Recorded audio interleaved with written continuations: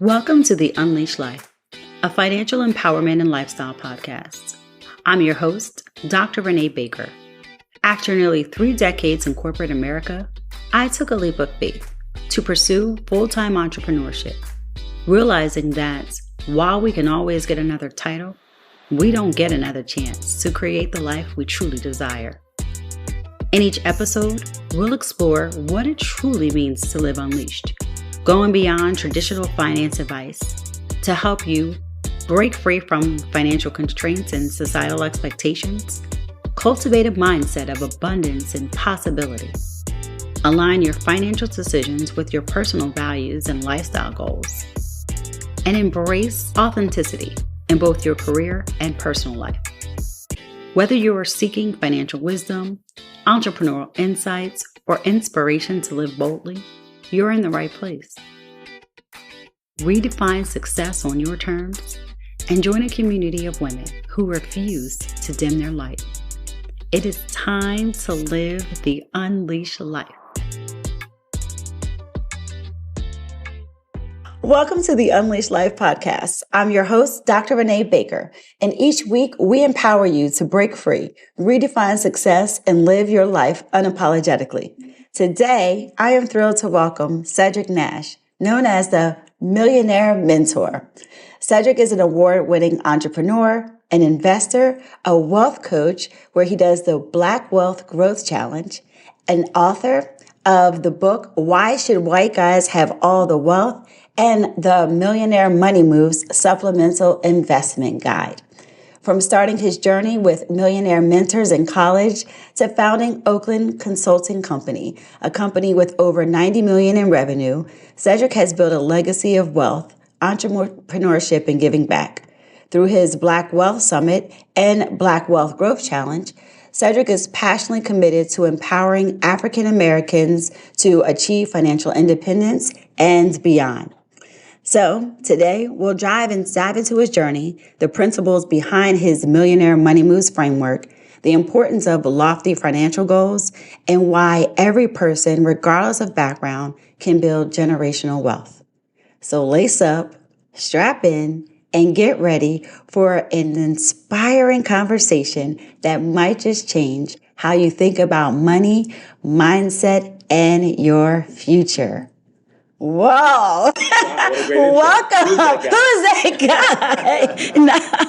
And I'm so proud to call you friend. So Thank you for being here, Cedric. Yes, happy to be here. Thank you for having me. Listen, you have done a lot way before I've ever met you, and you continue to do so much and really provide tangible ways for people to build wealth. I mean, you've done it. You tell people what they can do, and a lot of this you're doing for free, which we'll talk about that. But let's just start with your journey and what inspired you not just to become a millionaire, but now to teach other people about building wealth. The biggest thing that inspired me to teach other people is the fact that I had 4 millionaire mentors who poured into me since the 11th grade. And I say that these were mentors that were poor in liabilities and rich in assets. So they lived very modest lives, but they were actually very, very wealthy. And they allowed me to ask all kinds of questions. They gave me unlimited time. They were in my community. 3 of them were Black and 1 was white. And so I just learned so much from them. And so when I was in college, I met one of them in college, Mr. Bruce, and I actually, one last part of my school year, lived in the lower basement of his house. Wow. Right? And so just learned so much living with Mr. Bruce. He inspired me to read a whole bunch of books, which is the reason why I wrote a book, because I read so many, during that year living with him. And so when I came out of college, I was really hell-bent on trying to mimic their lifestyle. So I came out trying to figure out, how can I own apartment buildings? How can I own businesses? How can I do these things? And I created a plan just 2 years before graduating college, and I still have that piece of paper. I know that sounds like a rapper, but I still have that piece of paper back in the day of what I wanted to accomplish. And I was grateful to be able to accomplish at least 90 to 95% of the things I wanted to, from the time coming out of college. I just kept planning and kept working. And so even in time that these guys would give me advice, or they would say something that helped me, tremendously, I would say, how can I pay you back? I just don't feel comfortable just taking from you. And I'll never forget Mr. Glover saying, just pay it forward. So I look at the work that I'm doing as a way of taking what Ford had poured into me and pouring it into many others. And so I think that that's what mentorship should be. It should be free. It should be a gift for other people, and you should pass it forward. That's the name of the game. Well, I love this story. I'll never get tired of hearing it, especially because you started so young. And I think that people don't always have that level of access. So can you also share how they help you? You shared a little bit around what they did for you, but how did they help you shift your mindset at a young age to prepare you for the wealth that you created ultimately? It's a really good question. And I talk about it in my book about the need for transforming your mindset and your value set or your money priorities. And so how they did it is the way that mindset shifts happen. They did it because I was able to watch them and see them. Mm-hmm. See, one of the challenges we have as African Americans is that our parents' understanding of money come from their parents. Right. Their parents' understanding of money come from their parents, and so forth and so forth. So if you look at it, it's all based on, we're passing down financial trauma that goes from slavery from generation to generation. So each generation doesn't really have any real knowledge. So because these men happen to have incredible knowledge, and I was able to be around them and be able to watch them and be able to learn from them and call them and ask questions about various things. And even they would check me when I would do things that were not aligned with the right mindset. And an interesting example is, by this time I built a house in California. I bought a brand new S55 AMG Benz. I just sold that Benz like maybe 3 or 4 months ago. Oh, really? Oh, wow. Okay. And I had a Range Rover, and I'll never forget Mr. Glover one time when I went by to see him, says, stop buying all these cars. You need to be putting more money in real estate. So he'll do stuff like that. Okay. Right? And so I always had mentors. And in my book, I talk about the myriad of mentors that I've had that were around financial stuff. And sometimes they would just say one little thing, and it would hit me in a particular way that would change my mindset. Well, from 2002 onward, if you know my story, I started buying multifamily properties in 2003. That's right. So, and from 2003 onward, and some of them are paid for now because they kind of jolted me in certain ways and made me think about things another way. I think of another one of my mentors, Tim Weldon, who died not too long ago. And, Tim, I'll never forget, my business is going good, and so I'd stop by and visit him in Naples because he had a vacation home there. And he says, by now you should have like $1 million in cash in the bank. And I didn't at the time.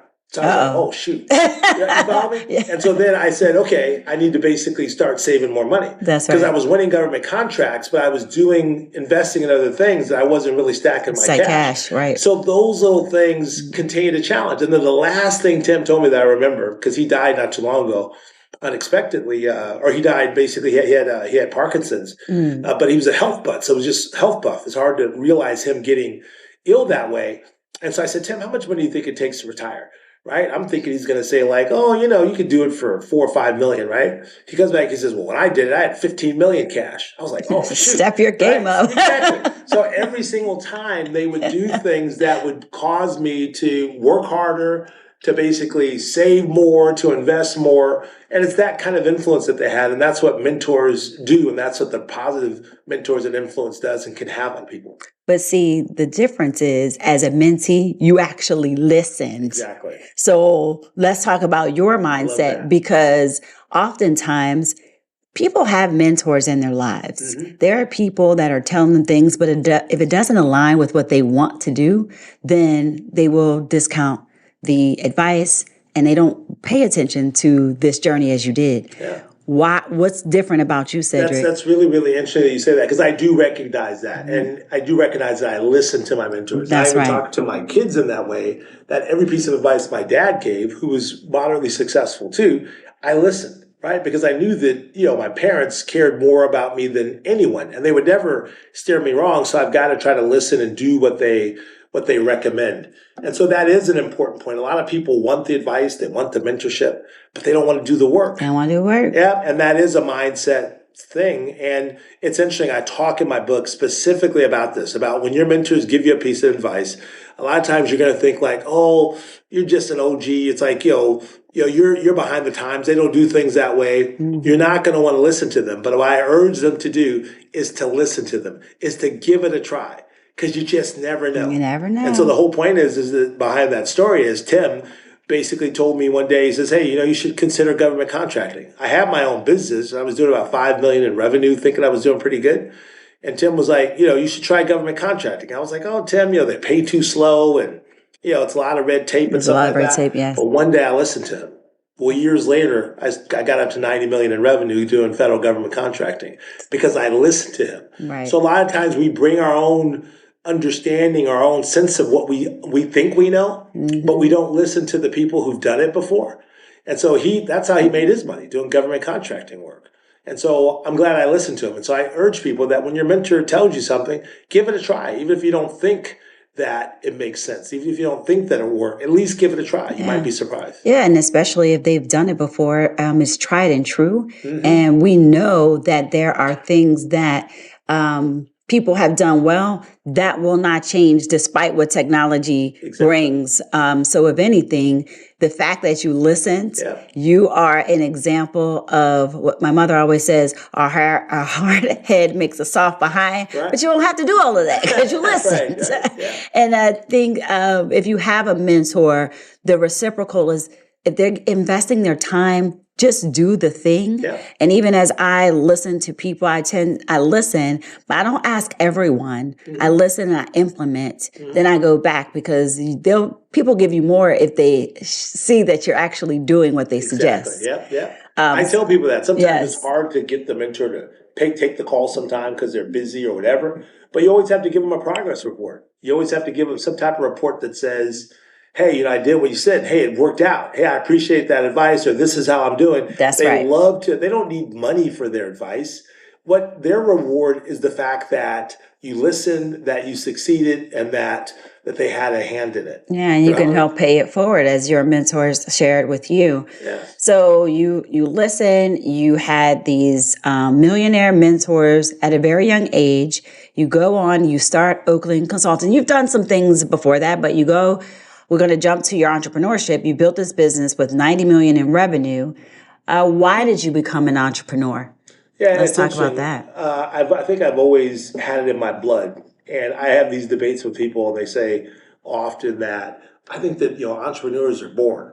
And I think that it's just, they're just born. I don't believe they're born. I believe anybody can become an entrepreneur. I think that not everybody will. Right? So not everybody's going to have the courage or the drive to do it. But I believe they can do it. It's not like being an NBA player. That requires a skill. Or to be an NFL player. You've got to be, that's a talent, right? So within entrepreneurship, there are people that are talented entrepreneurs. But the reality are, if you're willing to do the work and really to study and willing to take the mentorship, you can be successful at entrepreneurship. So, so I just think that I became an entrepreneur because, to be honest with you, I've been one. Even in college, I was selling computers, right? So I was selling computers to students. I just didn't have that confidence like Michael Dell to put an ad in the newspaper. I was afraid that if I advertised that I could get these computers and sell them, that it would dominate me and I couldn't focus on school. Right? So I was selling computers in school, and I was always kind of finding ways to I majored in computer science. I'd write programs and sell them. So I always had an entrepreneurial drive or spirit. Little hustle. Exactly. But when I went away to college and I worked as a software engineer, at the time selling PC computers, there were companies coming up doing that. There was really not much of an opportunity. I would get a side hustle here and there. But at the time, I was really lost as to what I would do entrepreneurial until I finished my MBA and then worked for Deloitte & Touche. And they got me involved in this enterprise software called SAP that I continue to make money off of. For over the last 30, 40 years, that software has been in demand. You're still eating on that one lesson that you learned from your corporate career. Exactly. That's right. Still, So thinking about that, you've been in business for some time. I wasn't going to put your business out there. So you've been in business for almost 30 years. What are some of those lessons that you've learned that has been critical to your success? Because you talk about, consistency and drive and grit. Resilience is one, but what's been critical for you? Yeah, I think that all those are important, but there's one that I think that has, been in business for 26 years. I didn't think it would last that long, 27 years. I thought maybe I'd have a 5-year run, and what I did would be clobbered by the big guys, so there'd be no need for what I did. So I had a plan that I was going to do this for 5 years, get enough capital, maybe go into franchising, right? That was I actually wrote this plan out, right? So, but it kept working. right? I kept growing. So one of the things I learned was that I had an ability. It's so funny. I had an ability to basically make adjustments or pivot before I needed to. There's always something burning inside that says, I need to pivot now because I see a ship coming down the line, right? And I don't know what it is. I don't know if that's the gift or that's the talent. And so we'd always pivot into either another area or another market that would cause the business to continue to grow. And I'll give you example. In 2002, when they had the dot-com bubble, no one went to see consultants in 2003. My tough years were 2002, 2003. But then I got an opportunity to start doing PeopleSoft work down in Maryland for universities, right? So I was able to get myself positioned to win at least one project that then moved me down to Maryland, and it opened up opportunities for me to do PeopleSoft somewhere else. Right. So another example is we're doing a product called Workday now. And Workday was still very new. And somehow I was able to hear about opportunities with it, get on the right teams, learn it. We're one of their first minority partners, and Workday is now creating lots of opportunity for us with almost no competition. So in business, as a business owner, you've got to be able to get a sense of what's happening in the market, and you've got to be able to shift before you need to. It's almost like I'm a boater. You don't turn the boat. You don't turn the boat at the point that you want to. Exactly. Right? You turn the boat before so that by the time you get to that point, the boat is already in the right direction. And so that's what you have to do with business. And sometimes that's difficult because it means putting money out there, taking a chance, waiting for it to come. But if you don't do it, it could mean the end of your business. Yeah, and I'm glad that you mentioned that too, because with everything, there's some level of risk that is involved, right? And one of the things that I heard when I made the jump to full-time entrepreneurship after years of side hustle, everyone always talks about how hard things would, this is hard. I don't know what's easy. Exactly. But I think that not listening, not going after what you want, not turning before you need to, and being proactive is harder than, or just sitting around not living the life that you want because you're waiting for someone to come and save you. And we're going to talk about that because you always say no one is coming to save us, and I believe you. I'm with you. But there is a balance of risk and reward. So what can you say to those that are listening that are aspiring entrepreneurs? How can they balance the risk and reward while still accomplishing their goals and dreams, building a business and building wealth? Yeah, I think that the only thing they could do is make sure that they are prepared. I mean, prepared mentally, prepared financially as best as they can be, and that they're ready for the journey because it is a challenge. No, it is. And so I think that, and you can never, there's never a perfect time, right? So the whole point is that you can wait and plan, but eventually you have to jump. And I came up with this analogy of what entrepreneurship is like. It's like, imagine you're on top of a 100-story building, right? And you're looking down and you're saying, I'm going to fly. And you say, okay, and you studied everything that flies, you've studied it. You've studied every piece of it. You know as much information as you possibly can know about flying. But ultimately, you've got to have enough courage to jump. Right? Yes. And you have to have enough confidence that you're going to figure out how to fly before you splatter to the ground and kill yourself. And that's what it's like. But you have to have enough courage to say, I'm going to jump. I'm going to go for it. And the rest, I'm going to figure out on the way down. And I'm going to basically figure out how to swim before I get to the bottom. And that's really what it is. And that's why my book, I say that, in order to do something, in order to do business, in order to jump, your courage has to be bigger than the sum of your fear or your doubts, or if you'll never do anything. That's and real. The reason why I say that is because the moment you say you want to do something, the first thing that comes in your mind is doubt. You doubt every single time. I want to do this. And the first thing says, well, can I do this? You start doubting, right? Somebody else is doing it. What if I don't win? And after you doubt it, what's the next thing that comes up? Fear. Yeah. Because now doubt has introduced fear to the party. We fed it. So if you don't have enough courage to go past your doubts and past your fears, you'll never jump. Yeah, I always say you have to be a little bit delusional to pursue it, because I align, what I did. So I love skydiving, and it is that first jump. But I can say I love skydiving today. But if you asked me 3 years ago, if I would ever jump, I would say no. Right. If you asked me 5 years ago if I would ever be a full-time entrepreneur, I would have said, heck no, that's crazy. Yeah. But that first, once you jump, you realize that you can actually land. Yeah. And you can keep landing over and over again, and you're actually getting better every time. But you have no idea what's in front of you until you actually go for it. You just have to be determined that you're going to figure it out. Right. You have to be determined that you're going to put in the work to figure it out, and you refuse to lose, or you refuse to fail. And so there's a lot of people that all they do is plan. They got this plan that they're going to do this, and by the time they hear about some other opportunity, they change that plan, and they never do anything. And they see it through. Yeah, they never see it through. But shoot, when I did it, I was married and I had 3 babies. Right, I had twins, and I had a young son. And I think my wife at the time was pregnant with Jonathan at the time. And I'm starting a business. Talking about that's fear, like, hey, right? well, that's crazy. And I just finished building a house. Yes. Up in the finished building a $1 million house up in the hills, and I just kind of started my business. So I started my business in '97, July '97. Mm-hmm. I finished the house in May of '98. So here I am, basically, and I'm traveling East Coast, West Coast, servicing clients. I was flying to New Jersey and California like 2 or 3 days a week, working on a client, helping them put their SAP system in. But there were so many days, I'm telling you, Renee, that I would take my boys in this little wagon that we had, and we'd walk around the block. That was the time we spent together before I had to take the red eye to fly out. So we do that, before dinner, and they were just little babies.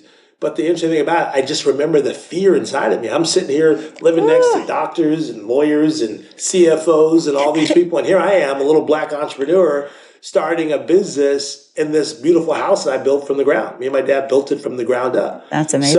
So the whole point is that, it was very, very scary. And so people have to understand that. They have to learn how to operate in that fear and just kind of push forward. Because fear will do one of two things. It will either paralyze you or it will propel you to move forward. And so you have to figure out, how can I allow that fear to push me forward as opposed to paralyzing me? Yes, I like to say similarly, is pain of gain or pain of same. Yeah. So it's going to be painful if you are just sitting around, just waiting for life to come your way, knowing that you have more potential, but sitting and waiting, or it's the pain of going through it. Because as you said, it's not easy, but it's not going to be easy either way. Exactly. But you have to go through it and just do it. Yeah. And that fear is oftentimes that shift from scarcity to abundance. Mm-hmm. Because if you believe that you can be abundant, and even if you have a tough challenge, you talked about 2002, 2003 being your rough years, but if you stopped, you wouldn't see the momentum that you ended up picking up, the revenues, the the millions of dollars that you've created.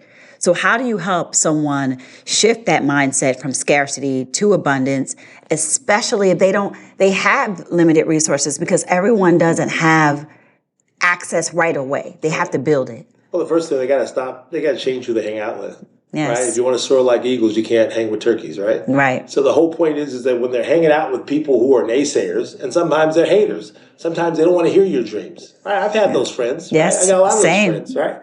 They don't want to hear your dreams because they don't dream as big. So if you hang out with those kinds of people, that's going to impact, what you believe you can do. And so you've got to find that crew of believers. You got to find that crew of jumpers, right? You got to hang out with jumpers, people who've jumped before, people who've done it before, because they're going to give you the confidence, and they'll share with you, some things that could really, really help you forward. But what's really interesting, you said something that made me think about it. We're all scared, whether you're working in corporate America or you are an entrepreneur. That's There's real. only one little difference. See, in corporate America, you feel safe until they start passing out pink slips and then that fear's in the background. It's always when they start there. passing out pink slips, talking about downsizing, that fear comes to the foreground.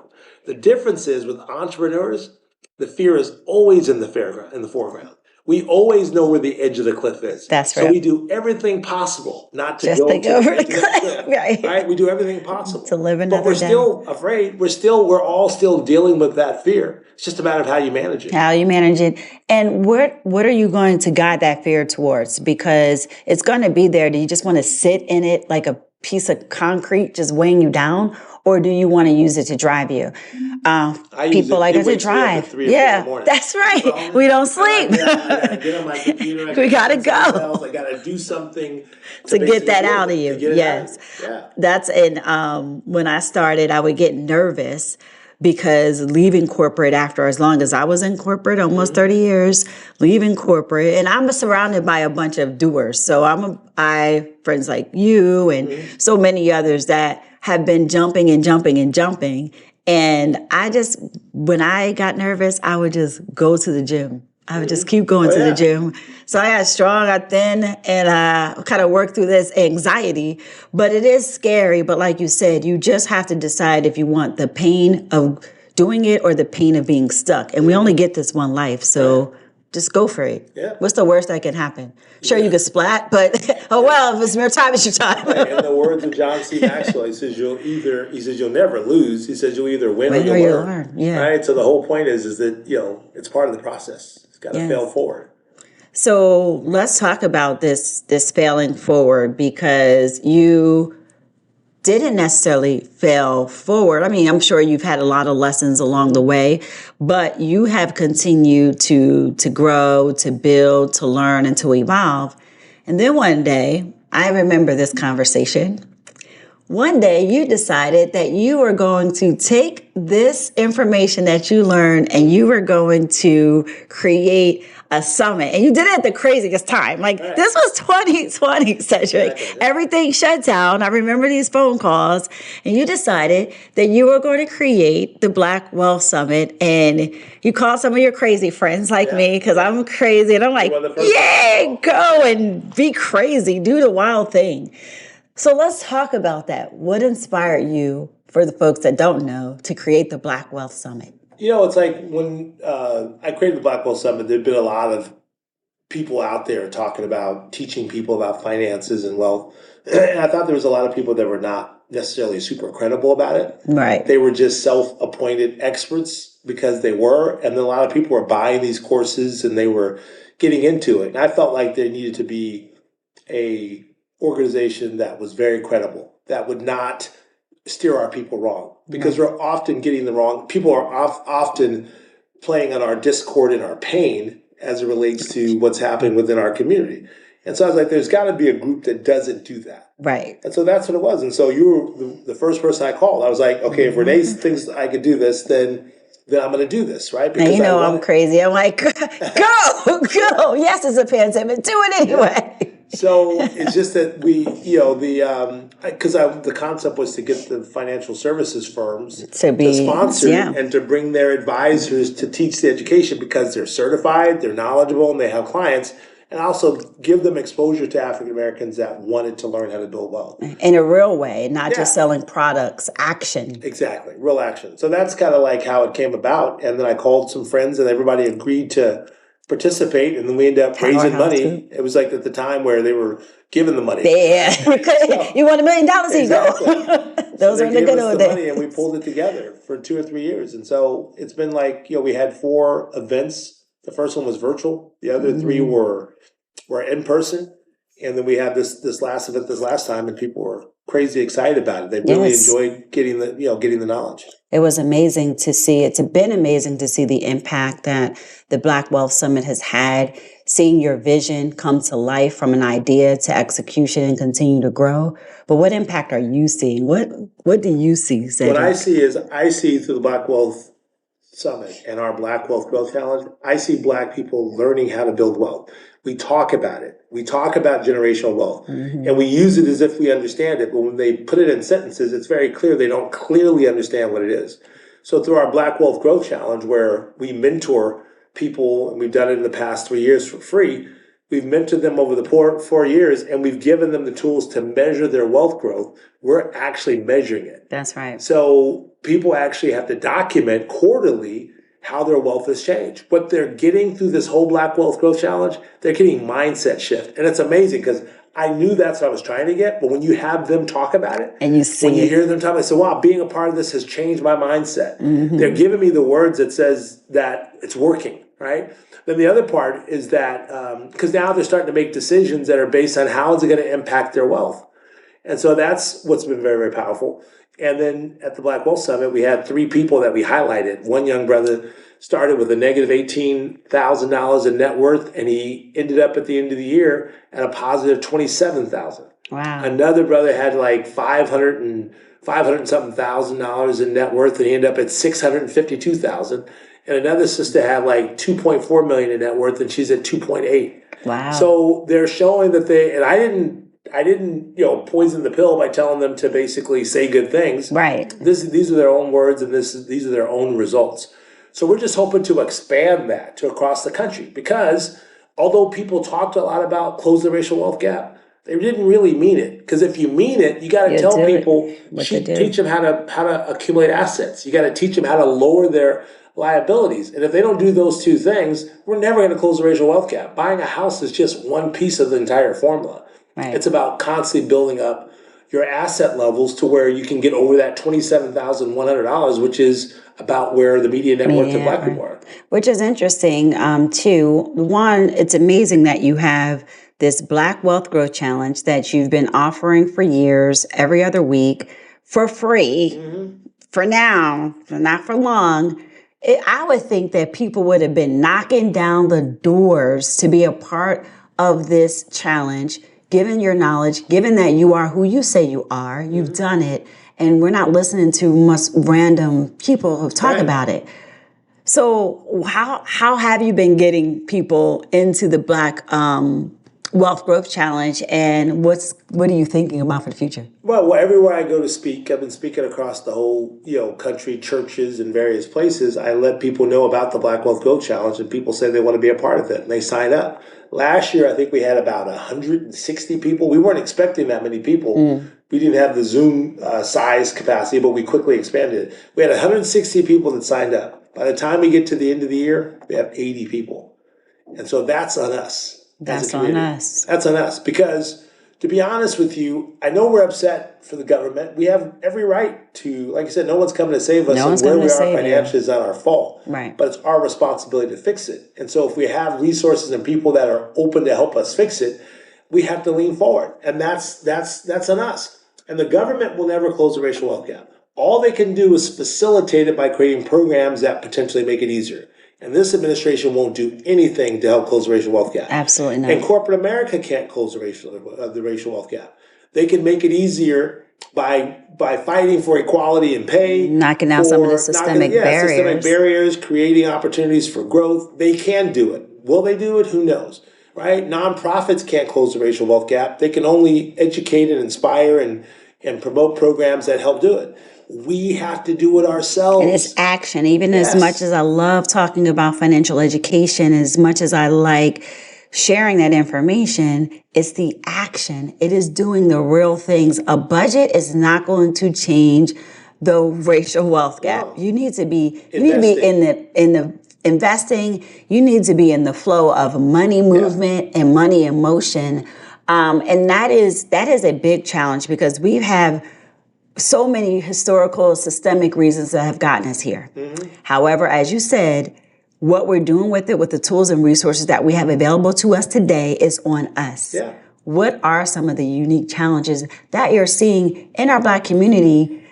And how does the work you do at the summit and the work you do with the Wealth Challenge, how does that helping people to take more control? Right. Well, the reality is we're giving them the tools, but it takes more cycles. It takes more reps, right? Yes. So the whole point is it's going to take a while. And I tell people this. I taught a class on how to create multiple streams of income, right? I break it down. Multiple streams. Yeah, I break it completely down. And so I taught it at a church on a Monday not too long ago. Their investment group.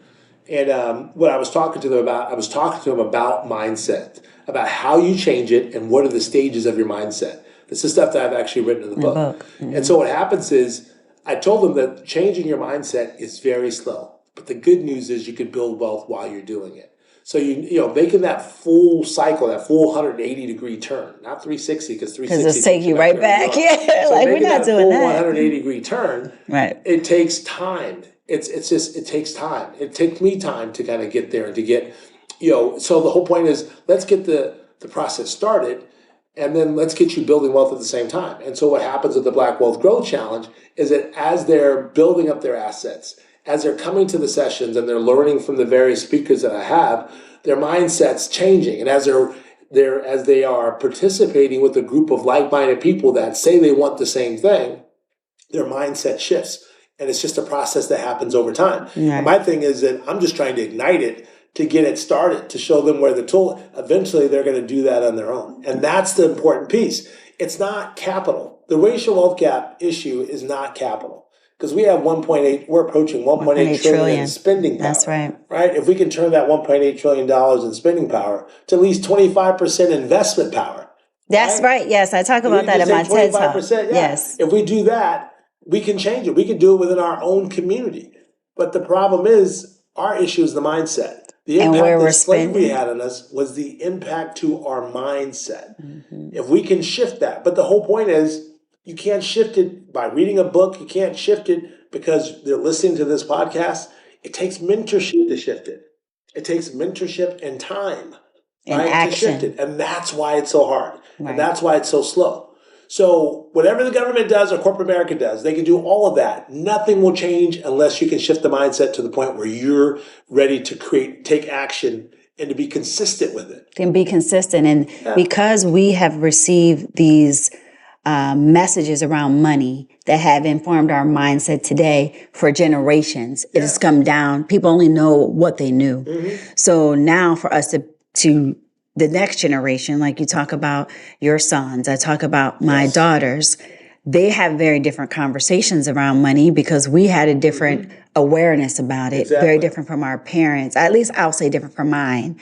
And then their children. So this is going to take some generations to be able to shift, but the consistency doesn't just stop with us. It has to continue with these next generations in order for us to, hopefully as ancestors one day, we can say, okay, they're having a very different money mindset. Right. And as a result of that, we have generational wealth starts with our minds and will continue in our pockets later. Yeah. It's funny because what happens is when I write about how you change your mindset, it's a 3-step process. The first step is you got to change your environment. You got to change the people that you're learning from and that you're surrounding with. Right? And then you got to change your programming. You have to change the information that you take inside of you. So if all the information you take inside of you comes from Instagram or what you see people showing off doing, you think that is the definition of wealth, right? So the whole point is you've got to change that programming, and you got to take in programming that educates you as opposed to just, tells you that, wearing Gucci is fly, right? And then you have to practice it. You put it into practice. And then over time, that mindset changes, but it's a slow process, and it really takes you changing the environment and the people that you hang out with. And that's why the Black Wealth Growth Challenge works, because it works on step number 1, right? And step number 2 and step number 3.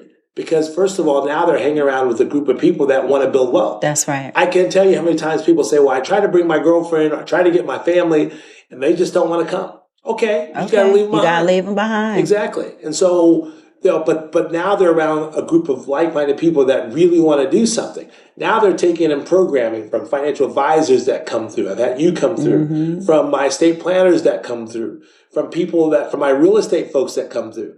They're getting new content, new information that's real. I was going to say, and it's real. Right, but it's not like you can go rent out somebody's apartment and Airbnb it. It's like, no, I'm going to show you how to buy your own apartment. No, for real. Right. Yes. And then you put it into practice and you measure it through our Black Wealth Growth Challenge tools. And now you see your wealth go up. And so what that does is it cements a different mindset than the mindset that was there before. And that's the process, but it's slow. It is slow, but the fact is it's real. And I was shocked that you were doing this for free. Yeah. And that just shows that you're so committed to this and you really want to see our communities change their mindset and build generational wealth. Mm-hmm. There's a butterfly effect, a domino effect of being in a group like yours, being surrounded by individuals, like-minded individuals, and actually do what we know is possible. Right. So let's talk about that, because you always, we both believe that investing is a journey to help build wealth. Mm-hmm. So why is that such an important component of building wealth, the investment piece? Well, because, wealth is assets, just point blank. It's like those who have the wealth, they have the assets, right?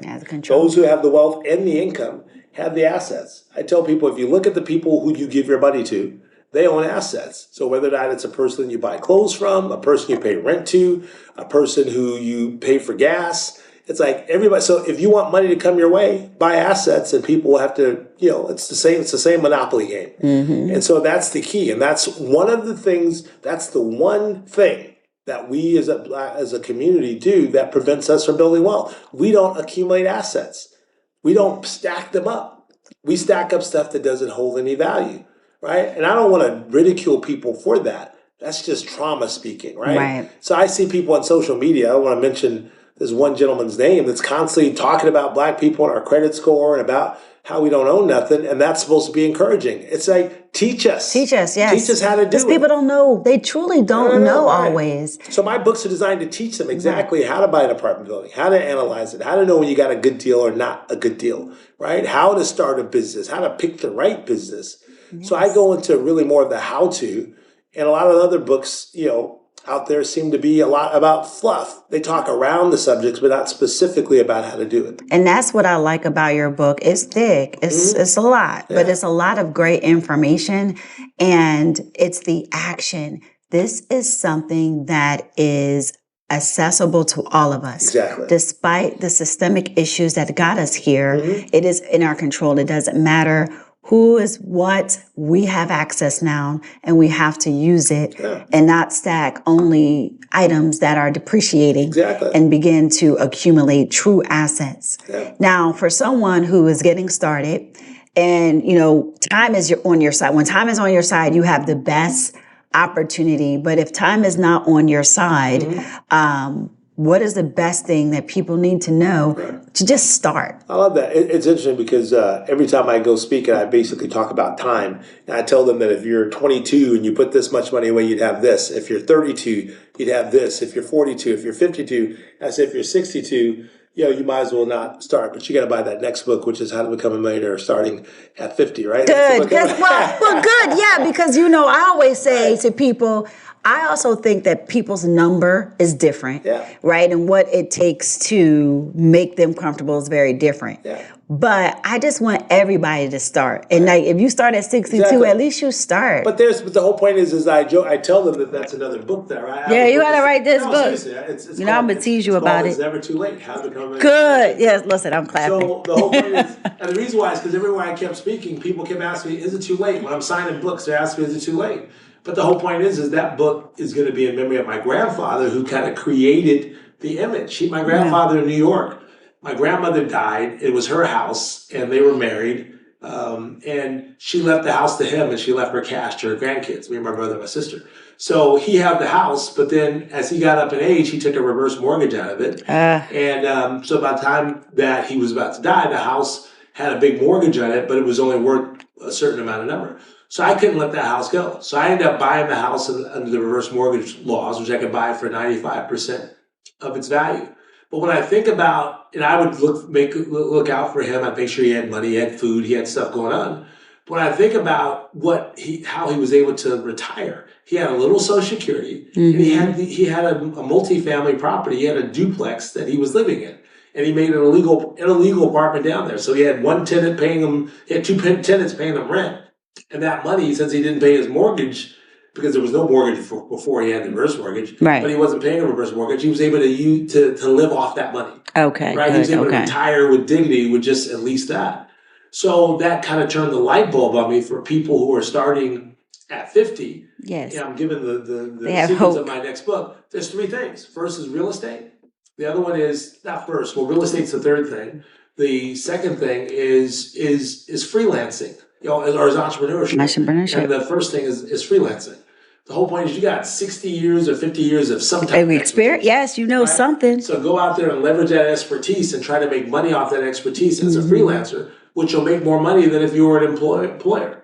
And with that excess money, get that money invested. The second one is starting a business because of the knowledge that you have. Entrepreneurship doesn't care how old you are. If you can create a business that generates a profit and provides a service or a product, that's a great way to have a retirement income. And the third way is multifamily real estate. Right. Having tenants pay you rent. And if you start at 50 and you're getting your 5% increases annually compound over the next 15 years, by the time you're 65, that's some real money. That's some good money. Exactly. Yeah. So there's hope. There's hope. There's hope. I love hope. Good. And I'm looking forward to that next book. Yes. because that's a important part. At every stage, you should be doing something. There's Exactly. something for you to do.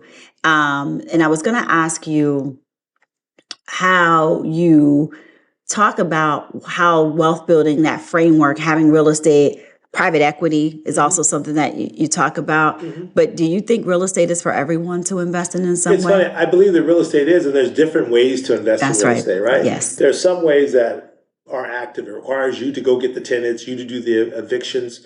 And so some people don't like that, right? They don't like, I don't mind that. I've been doing it for a while, and if you get enough properties, you can hire your own property management team like I do. I have full-time people that help manage my properties. Right. And that's the way I want to do it. When I retire, I don't want to be, You don't don't call me, call the office, dealing with let everybody. them deal with it. I get involved where I need to. But some people don't like that. So there's real estate investment trusts. They can invest in REITs. Yeah, I like REITs. All right, so that's a good way to invest in real estate without them being involved. There's another thing that I invest in too that are called syndications. And that's where you find an investor who's pulled in a group of investors. I've had the one that I invest with come, and he's spoken at the Black Wealth Summit 3 times. His name is Steve out of Miami. And we have 15,000 apartment doors, and I'm invested in 8 of these properties. And each property has about 250 to 300 units.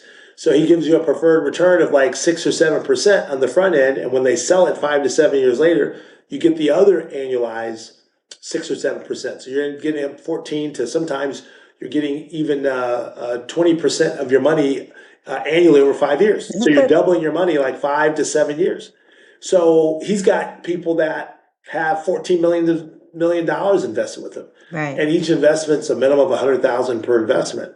So you don't have to worry about tenant calls. You don't have to worry about fixing anything. You just give invest. up your money. You start getting your quarterly distributions every after the first 4 months, and you get them every month. So there's so many different ways to get involved in real estate without you having to actually do the actual work. And in your book, you talk about some of these techniques. So people need to get the book, which we're going to shift to now.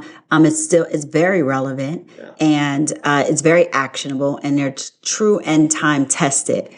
So let's talk about the book. Let's start with the title. Let's start with it. What inspired you to write this book? And let's talk about the title of it. Right. There were 2 things that inspired me on the title. Number one, I was having a conversation with a friend of mine, and I was on my rants, right? And I was saying, Black people act like only white people should be getting rich in America. And so I said, that's interesting. Why should, and that's how I started playing around with this. And then I remember reading Reginald Lewis's book, Why Should White Guys Have All the Classic. Fun? It's a classic, right? So, and I loved that book, and I was like, and I started playing around with these words. I said, why should white guys have all the wealth? And it stuck. And then I was like, I can't do that.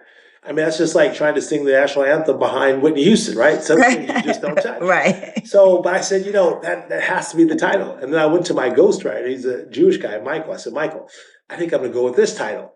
At first, he was like, I don't know. Let me think about it. Yeah. He came back and he liked it. And then there was another guy who works for me, who's a white guy. I said, I'd tell him what my title was. Initially, he looked at me kind of weird. And, a lot of people, especially at that time, there was a lot of black versus white stuff going on, right? Yes. When I released the book in 23. So there was this fear that it was a racial book. Right. And it's not about race, right? So the book talks about the fact that 84% of wealth in this country is in white households and only 4% is in black households. The book is about teaching African Americans how to build wealth despite the odds. So it's not about highlighting. It's not about us against us, right? I do talk about the racial wealth gap as an inspiration for me to write the book and to want to basically make the change. Yes, and you worked on the book you definitely put time into it, because it's a lot of book, but it's a lot of great information. And despite the title, you said it's a little bold and provocative, but it's a spark intended to get people to take action. And in the book, you talk about, I think it's the 4% rule. So let's talk about that and what it takes to achieve financial independence, because this challenge is a pretty common challenge when it comes to financial advice, but you explore it in the book. Yeah. So, for the 4% rule says that it's a rule that some expert came up with, or statistician came up with some time ago, that says that if you had all your money in the market, assuming that you're earning a 6% return, adjusted for inflation at about 2%, that you could withdraw 4% of your money, and it should last you 30 to 40 years. So it's kind of a theory that they have. So, but the market, now it's average about 10%. That was when the market averaged like 6%. So I use the 4% as a good rule to determine how much money you need in retirement. So in my book, I talk about 3 different methods, and this is probably in the Millionaire Money Moves supplemental guide, or maybe it might be in the main book, where I basically said there's 3 ways to determine how much money you need in retirement. Method number 1 is the expense method. So figure out all your expenses and the expenses you think you're going to have in retirement. Will your house be paid off? You can take that away, right? So will you need as much gasoline to go to work, or your groceries might go up. So come up with a budget of what you think it's going to be. The other piece that you need to do with that, you need to extrapolate basically when you're going to retire. So if you're 60, your budget at 60 might be different at 65. Right. Or if you're 50, it might be different at 65. Why? Because of inflation. That's and right. Things are going to go up. So you need to basically adjust that expense by inflation, doing a future value over the next 15 years. Once you figure out that number, then you can do method number 2. You can take 25 times that number or divide it by 4%. And that'll tell you the exact amount of cash that you need to have invested. Now, you can back that cash off if you have a pension, or if you plan on getting Social Security, or if you have income from other sources like dividends or real estate, income. You can back it off. But it's important to know your number. So that's one approach. The other approach I call the level up approach. Let's say, for example, you make $100,000 a year. You say, when I retire, I want $200,000 a year. So you take that $200,000 divided by 4% or multiply it by 25. That's the number that you need. That's right. Okay. That's the level up approach. And the other approach is what I say is that I want to live off my current salary, but at the equivalent of my current salary. So if you make $100,000 a month, now you do a future value of $100,000 a month, right, for the next 15 years or whatever, and that's going to be your number. So that's going to be where it's equivalent. And so what's interesting about that, Renee, I spoke at the University of Chicago, one of the best, the top 3 business schools. Booth. Booth. I spoke to the black students there. Some of them are coming out of college making $200,000 a year. I met one young lady, her and her boyfriend are at Booth, and they're going to make, $200,000 a year. So I told them, if you want to live off $200,000 a year, right, when you are at, you guys are 30 years old, assuming that in 35 years you'll be 65. So that's going to be equivalent to about $416,000 a year. So in order to have $416,000 a year each, now that's $816,000. Right? You divide that by 4% or multiply it by 25, you're going to get a number closer to about 12 or 13 million each. They're going to need $26 million in their account in order to retire at the equivalent of what they're making right now. Now, some people say, that's crazy. That doesn't make any sense. It does. Yes, it does. Math, yeah. Right? The math. I mean, that's with a standard 2.5% inflation rate. But over the last few years, inflation's been out of control. So the averages have possibly changed. And so if you don't start investing day one, so the whole point is the bad news is the number's big. The good news is you don't have any time to wait. Right. It's attainable. Right? You don't have time to wait. No time to wait. Maybe that's the title of the book for the college students. No time to wait. Get it done today. Exactly. All right. We got another title. They need to come out immediately. That's right. Investing, maximizing their investments, and being really serious about their investments and living life frugally. And like I said, one of the things that people don't get is we've got to live more frugally than we think. Yes. In order to get the right numbers. And I think that the education, the conversation to get into these the universities and getting to these high schools, preparing the students that this is start now. This is important. Yes. They will, just like with everything, there will be people who listen and there will be people who don't. But there is an opportunity to have these conversations, to get them into schools. But I am very encouraged by the number of young people who are having these conversations. Exactly. It definitely wasn't happening. I majored in finance undergrad, and we weren't having these conversations in the 90s. So I'm inspired by the fact that more people are talking about this, working towards it. And the book, the conference, their Millionaire Challenge, and these conversations are just part of it, what's going on. And so you build wealth. You've done all these amazing things. You give back to your community now. I think giving back, just the work you do, I know you do this from your heart. You're not charging. People are charging a lot. You're not charging. You're doing this. But let's talk about giving back. You talk about it as a core value. Mm-hmm. I believe that as a core value for me. But what shaped that thinking? Yeah, like I said, I was raised by Christian parents, and they always gave back to the community. My dad was a parole officer, so he was always helping men who were coming out of jail who needed to rebuild their lives. And so he did a lot to basically make sure that he did his part to kind of help them out. He gave them every chance to kind of improve their lives. So we grew up seeing that, right? We've had moments where there were people either from the church or around us that needed shelter, and they come in with us. They were those kind of parents. So my sister, my brother, and myself, we all kind of like adopted that give back. And if you look at Black people in general, we're very giving. We are. Right? We want to be there for our fellow brothers, so to speak. So it just kind of comes organically. But this is the thing that I know, this is the thing I'm passionate about, and this is what I want to give back. But I want to go back to that conversation you said about the students and the schools and all that. I think it's great that the schools are teaching financial literacy.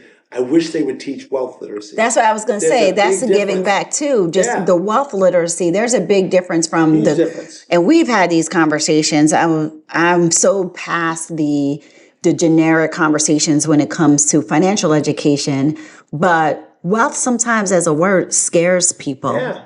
So that wealth literacy is another way to be able to help. That is also giving back, and it is. Why do you say it's important? Because I can go on a whole thing. Yeah, but my thing is there's been a lot of talk about financial literacy. Yes. So financial literacy is just financial comprehension. Right? The bare minimum. And so I've had these debates on social. People go, isn't one the prerequisite for the other? No, it's not like you have to take, trigonometry before you take Calc 1 before Calc 2. It's not that. They don't build upon each other. And here's the difference. Wealth literacy is teaching you how to accumulate assets. Yeah, so this is how you fish. Buy them right, how to buy them smartly. So it's about how to buy that apartment building. It's like once you buy it, how do I manage it? How do I lease it? How do I deal with evictions? How do I manage it efficiently and more profitably? How do I exchange it to grow the income I get from it by doing a 1031 exchange? That's wealth literacy.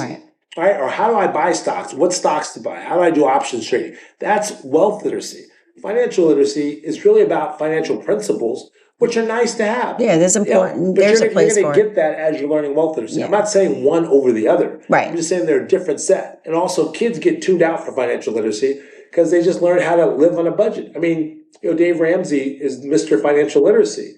But the whole point is what he did is got a lot of people out of debt, and they got back into debt. They didn't get wealth. Right? So the whole point is that because all they did is paid off their liabilities, they didn't grow their assets. Yeah. Right? So the whole point is that I'm teaching people how to build real wealth, how to grow their assets and lower their bad liabilities, and how to get more good liabilities, right? How to get good liabilities that are tied to assets that appreciate and generate income.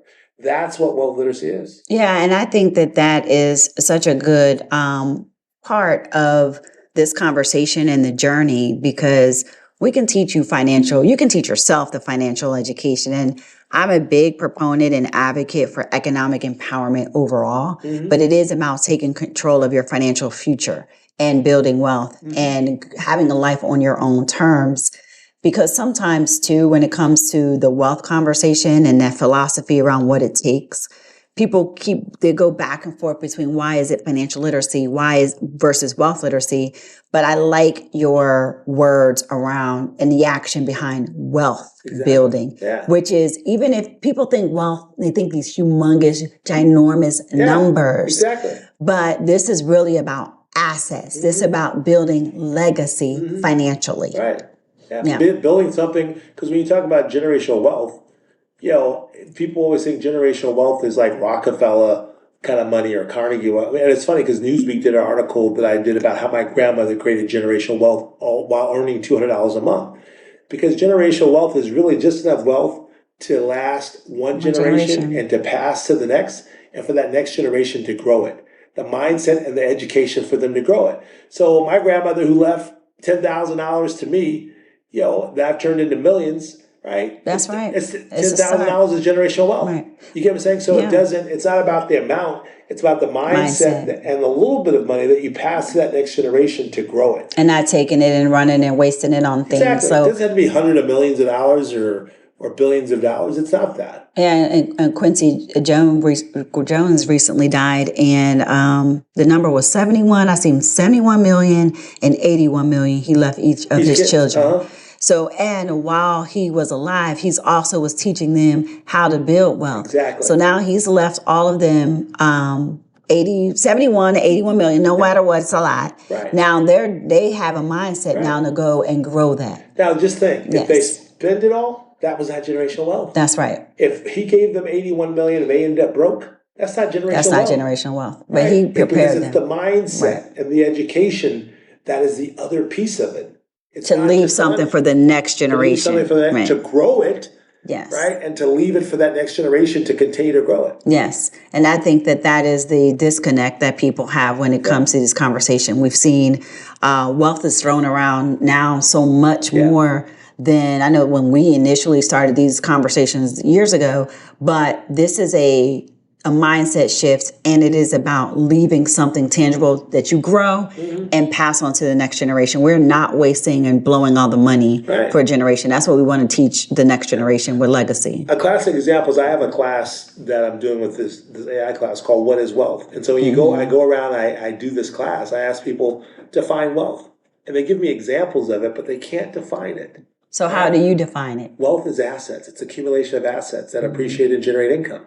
Plain and simple. Simple, easy. Because those who have wealth have assets, income, and they have assets. That's right. If you look at it, the richest people in the world. Why is Elon Musk rich? It's because of the stock value of his stock and whatever other stuff he invested in. Right. Because it's your assets minus your liabilities. That's what your wealth is. So it's the accumulation of those assets as well. So we as Black people don't think about it. What we think about is income. We think of income and the lifestyle that it can afford us. Right. We don't think about wealth. And so I teach them that your assets can do a way better job of generating the income that you need for your life than you can. Then if you really do it, it's actually, it could be mind blowing to people. That's what the book is about. Yes. It's teaching them how to get their assets to do the job of generating the income. Okay. Right. So we've talked about, we've covered everything, I think, at a minimum when it comes to what you need to do to become a millionaire starting from the bottom, right? So you started from the bottom, now you're here. Right. I had to throw it in there. I thought everybody would know. But we talked through, giving back and then the mindset and why that's a core value. And that could happen in many different ways. But let's talk about what is one bold step that everyone could take towards achieving wealth and financial independence. If you said do one thing, what would that be? Invest a piece of every paycheck every month for the rest of their life until they have lifelong income, and invest it in some type of asset, starting with index funds or stocks or ETFs. Easy. Quality. Just buy quality stocks, build a portfolio of quality stocks, and rise up with them, because great companies are going to figure out how to win. Every time. Winners win. Yeah, they win. So I say, you look at Apple computers, like there's only two options with Apple.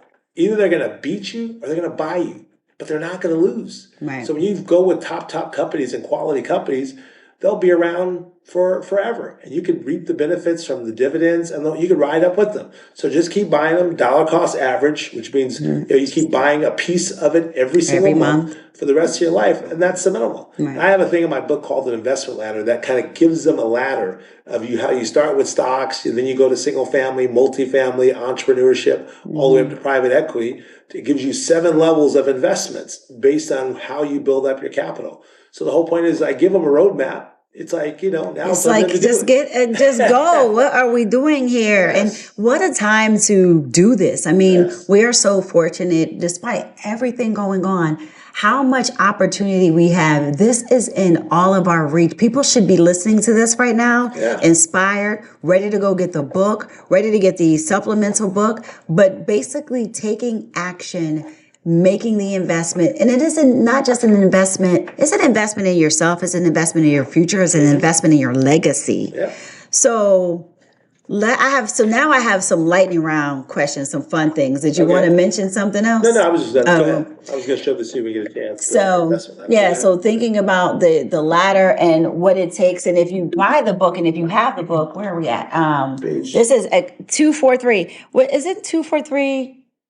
Isn't that? That means something, but I'll come back to that. That's like, I love you. That's like, you love yourself enough to do this investment ladder. Yeah. But let's talk about then, I want to know for you, what's your favorite quote about money or success, whether from you or from someone else?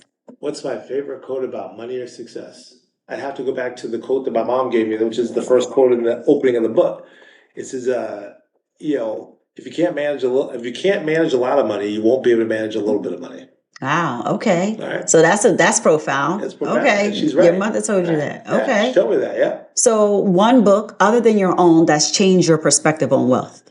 I would have to say, The Richest Man in Babylon. Yes. Okay. Yeah. I think everyone should read that. That should be on everyone's money list. Mm-hmm. What's your go-to mantra or affirmation when you face a challenge? Do you do that?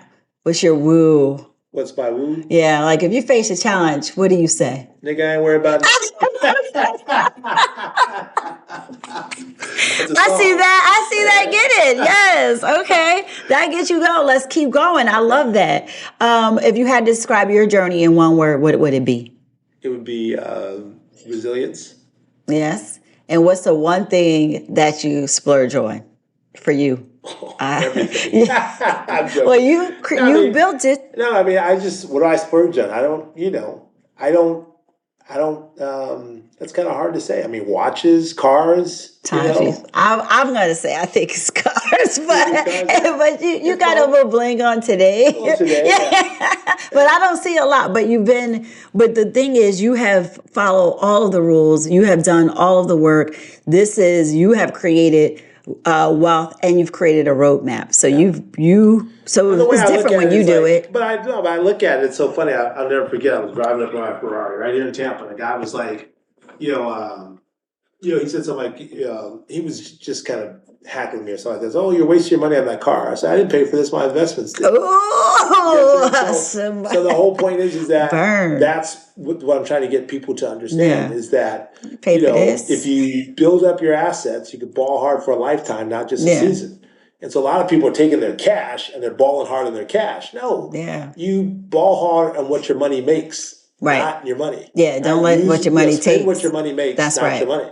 Yeah, and then if you're going to ball out, that's like a drug dealer using up his drugs as opposed to the money that it makes. Right? He's like smoking up his stuff as opposed to selling it and making money. Yeah, that's gonna be Yeah, you got to go out there and let your money work for you. Exactly. And that's what smart people do when it comes to their to building wealth. There's so many different strategies. Oh yeah. So, you and I could talk for hours, and I think we've covered a lot. And I really hope that listeners take away the many gems that you have dropped today. Think about the book.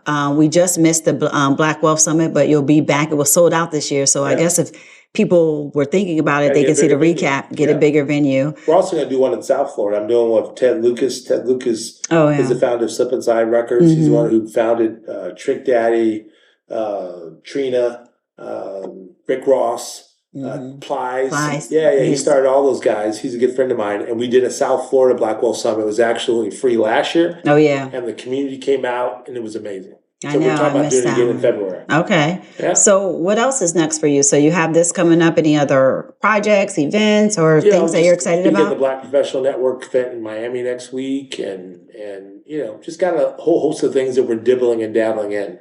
And so, yeah. Yeah, but how can people find you and connect with you? They can find me on Instagram at Millionaire Money Moves, They can go to my website at cedricnash.com. And I'm also on Facebook at Millionaire Money Moves. So, tune in. Yeah. I mean, listen, I recommend following Cedric, getting the book, and really listening to what he shares. I mean, there's some exciting other things that are coming up on the water, but we'll wait for that announcement. But I just want to say thank you. Thank you so much for joining us on the Unleash Life today.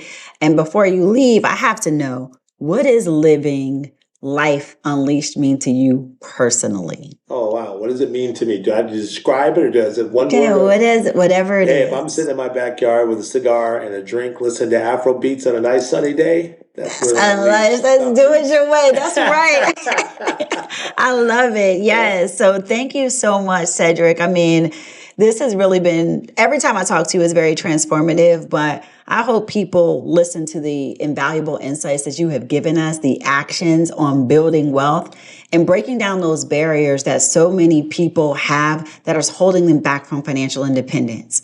You have your book, Why Should White Guys Have All the Wealth?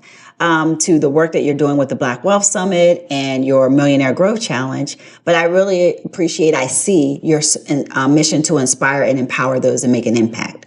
So thank you. And let's just remember, everyone that's listening, wealth building is not just about the numbers. It's about mindset. It's about perseverance. And it's about making intentional moves that are going to align with your goals. So if you're ready to take action, listen, Cedric has given you a framework, and that's a great place to start. But the goal is to start. So until next time, remember, your potential is limitless. Your success is within your reach. And I'm still 10 toes down on the best is yet to come. So thank you for tuning in. And as always, stay unleashed. Thank you for joining us on The Unleashed Life. I hope today's episode has inspired you to break free from financial constraints and societal expectations, cultivating a mindset of abundance and possibility. Remember, living unleashed means aligning your financial decisions with your personal values and embracing authenticity in both your career and personal life.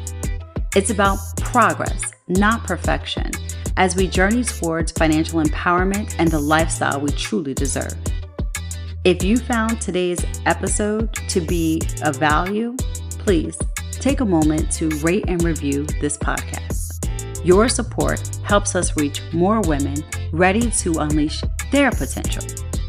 And don't miss out on exclusive content and insights by signing up for our monthly newsletter at reneebaker.com. It's packed with actionable tips to help you continue your unleashed journey between episodes. Be sure to subscribe to the podcast on your favorite platform and join our vibrant online community to share your own unleashed moments and connect with like-minded individuals.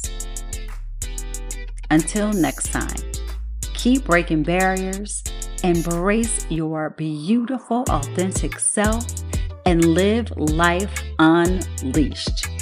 Remember, it's never too late to rewrite your financial story and step into your power with purpose. As always, be great, and the best is yet to come.